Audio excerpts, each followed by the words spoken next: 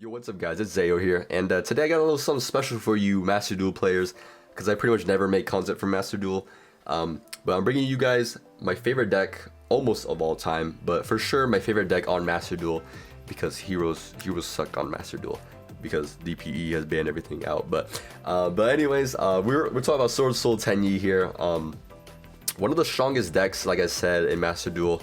You could do so much with this deck, and almost 80% of the time you see this deck, if you're not the one playing it, you're probably gonna die. All right, that's the funny part about this deck. And the best thing is this deck is super cheap in real life in the TCG.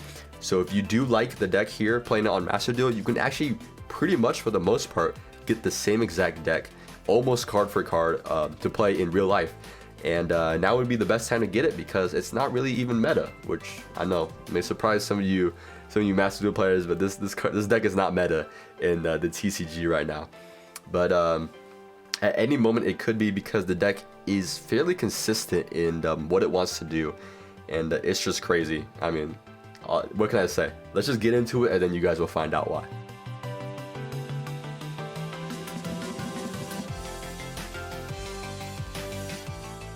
Alright guys, so let's just start off on the basics of the deck. So we're gonna start with the Swordsoul lineup. Just 3 Moye, 2 Taya, 3 Yugioh, and 2 Longyuan. So for the most part, the Moye and the Taya, they are your normal summons for the deck. And then the Yugioh basically is the same thing. They will almost like 80% of the time, 90% of the time go into Moye or Taya off your Yugioh. But Yugioh is just really good because it kind of acts as like a second normal summon if you went second, because you're able to special summon Yugioh from your hand for free if your opponent controls more monsters than you do. So kind of like a Cyber Dragon summon. And then Longyuan, arguably one of the best ones, because it's so hard to interact with Longyuan because it activates from your hand to special summon himself and a level 4 token. And yeah, pretty straightforward there. Taya and Moye, you're probably almost always going to be playing 3-2 in that ratio, because Taya isn't really, it's not exactly the best one to draw if you're going first. But you want to play 2 because just in case you banish one off Pot of Desires. And it's not even like that bad to draw most of the time either. And Taya is the best one to go into when you go into the grind game or in the middle of the game. Taya is just better. So yeah, basic Swordsoul lineup for the monsters. Let's just head over to the Tenyis. The Tenyis, we have 3 Ashina, probably the best one. All the Tenyis, they're able to special summon themselves from the hand if you control no effect monsters. So you're really easily able to get some pretty good level bodies on the board. Sorry. And they'll let you be able to just go into Monk here and then activate their other effect, where if you control a non-effect monster, you can, you know, do yada yada effects. For Ashina, it's special summon a Tenyi from the deck. So that's why we're playing 3 of Ashina, because it's the best one. We're playing 2 Vishuddha. It's the board breaker Tenyi. This one is able to target a card your opponent controls and then bounce it back to their hand. So that one's a really good board breaker. Plays around quite a bit of cards, stuff like Imperm and Skill Drain. Yeah, Vishuddha handles those no problem. Then you're playing 3 Adhara. I really like 3 because Adhara is one of those ones where, for the most part, seeing it in hand will save you a lot of times, because you have some awkward levels you kind of need to meet, and 7 is one of those that's only Adhara is really able to realistically get you there consistently. So I played 3 Adhara. I never want to banish all of them for sure. Like, this one's the most important one probably in terms of getting synchro summons happen. So I'll play 3 of it. It also helps you get good recursion, and a lot of the times you're gonna use the effect where you target a banished worm to add it back to hand to get a discard fodder for Longyuan. Then you're playing 1 Shadana. You play 1 Shadana because of cards like Impermanence. If they try to imperm your Moye or Taya, you can actually dodge the effect using Heavenly Dragon Circle. Tribute a worm, add 1 worm monster. So you tribute for cost, and they can't negate it with the Imperm or Veiler. So then you just add Shadana, which is oddly enough, a level 4 worm monster. So it matches the requirement to synchro when you get the token out, and so that's why you play it. And also has a pretty good secondary effect where if one of your non-effect monsters is destroyed by card effect or battle, you can banish Shatana from hand or grave, then target one of the destroyed monsters, special summon it, and then destroy a monster your opponent controls. And then for the rest of the monsters, Maxi, Ash Blossom, shouldn't need me to explain that. Not really going to either. Spells, triple of the Swordsoul Emergence, pretty standard because it just adds a Swordsoul monster. Or if you control a synchro monster, you can add one worm monster instead. Has level manipulation, same thing as Sacred Swordsoul Sacred Summit. It doesn't really come up too often, but you might want to be able to go into Yazi in weird cases. Summit is just like the Monster Reborn for your deck. You're playing one Vessel for the Dragon Cycle. This one is better going first. I still really like the card, but this is in the same category as Heavenly Dragon Circle, where if you play more Dragon Circle, you play less Dragon Cycle, and the other way around, you play more Cycle, then you play less Circle. Circle is more important when Mystic Mind was around, but that's not in Master Duel, so you can get away with like either one, honestly. But Dragon Circle is probably better. Duster, hate the back row, man. You gotta hate the back row.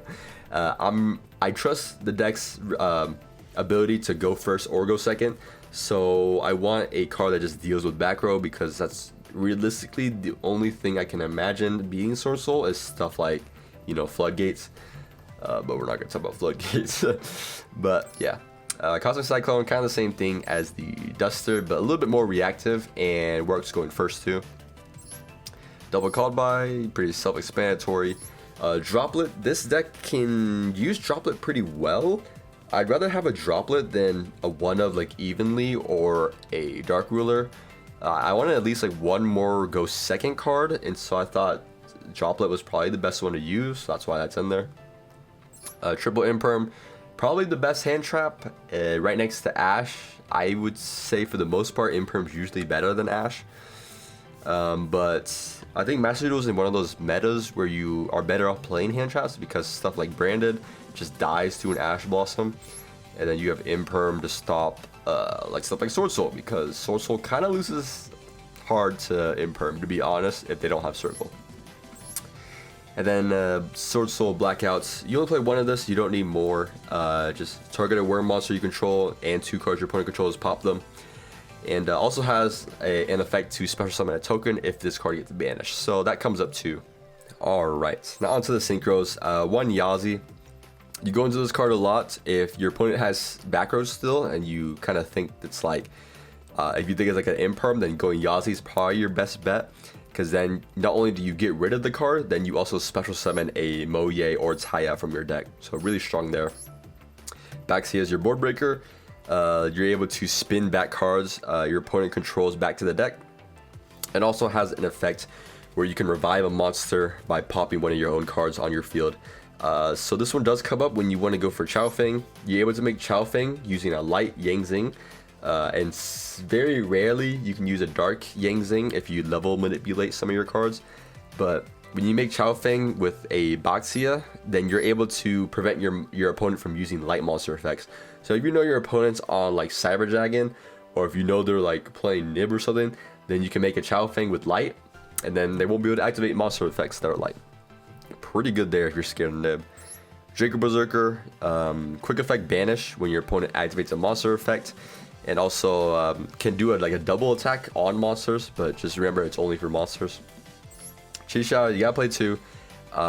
Your searcher for the deck to search literally anything that you need, and also is a quick effect Imperm. I will just say that target a monster, face a monster on the field and negate its effects. Level 10s Barone. You guys probably don't need me to say anything about it, but just here it is. Read it. It's pretty good.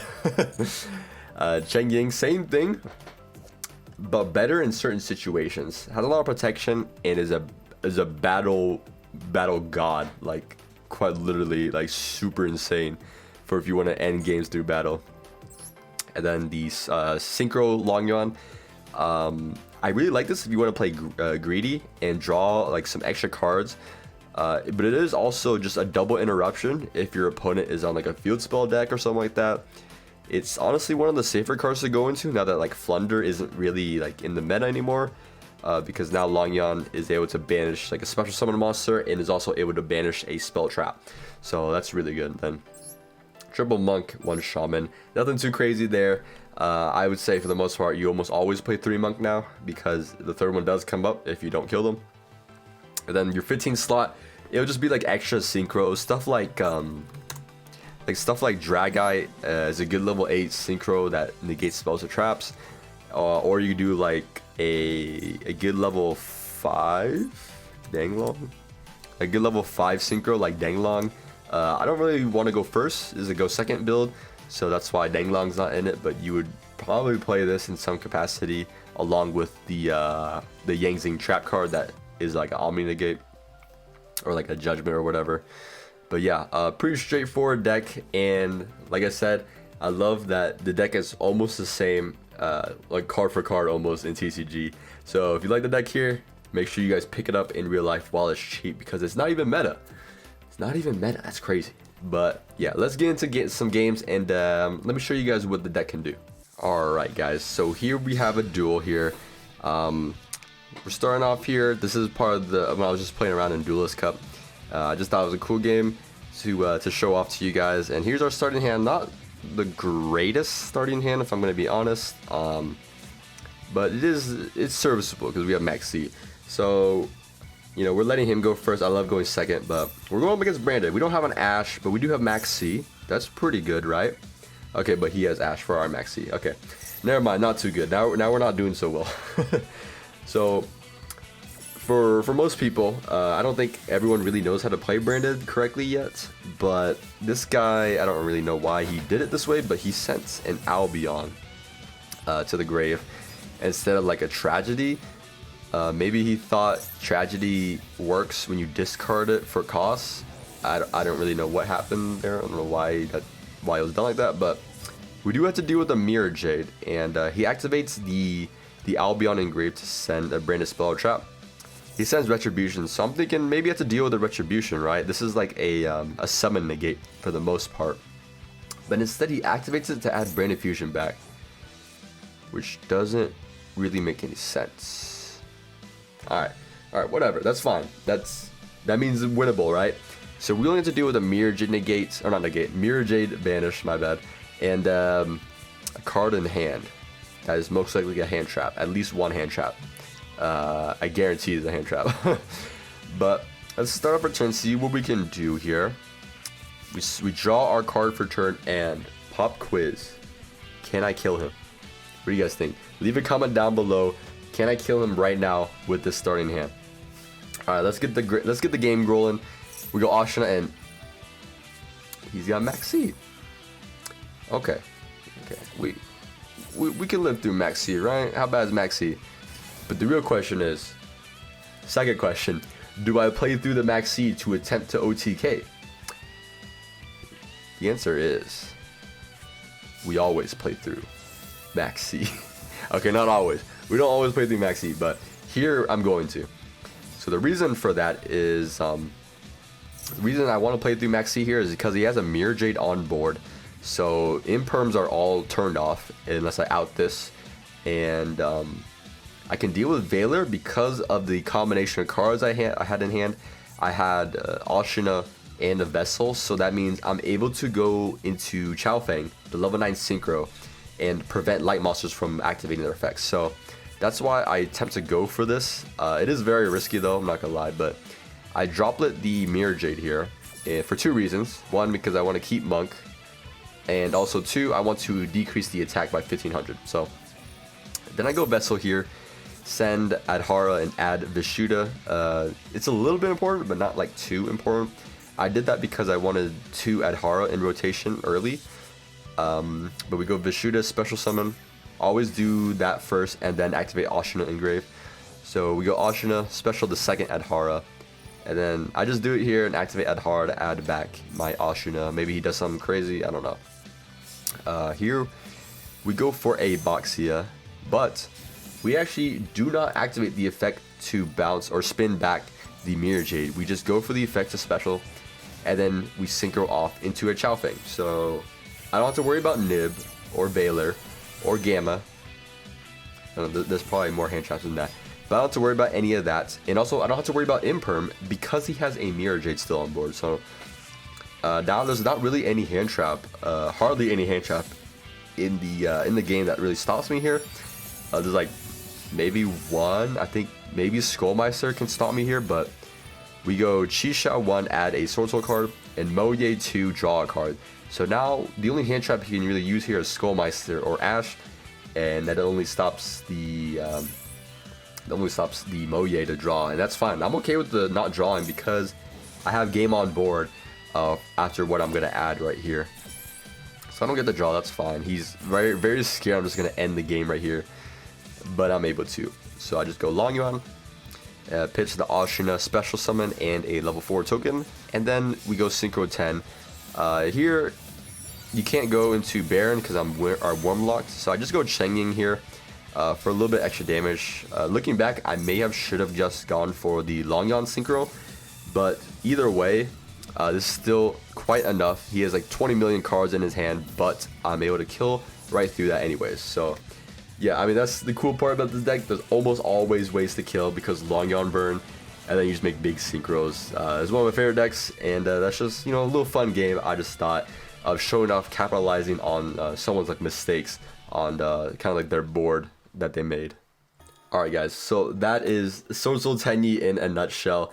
I hope you guys learned something from this, and if you guys have been struggling to beat the deck, then, you know, learning how to play the deck honestly is probably one of the best ways to learn how to beat the deck, because then you'll be able to see, you know, where the deck gets stopped, you know, what cards actually hurt it, what hand traps hurt it. When you get hit by it yourself, you're like, oh, that's pretty good. So if you're having trouble, learning the deck is a good option, or just playing someone who plays it a lot, I guess, is also a good option. but yeah, one of my favorite decks. I'm just trying to convert all new players to Swordsoul players. If we're being honest, like, if I can't convert you to Flunder players because Flunder sucks now, I'll convert you to Swordsoul players. Because heroes kind of suck right now because all their best cards are banned or at 1. But you know, we're gonna let that slide. But that's gonna be it from me. Let me know what you guys think in the comments down below, and I'll see you guys later. Right? Peace out.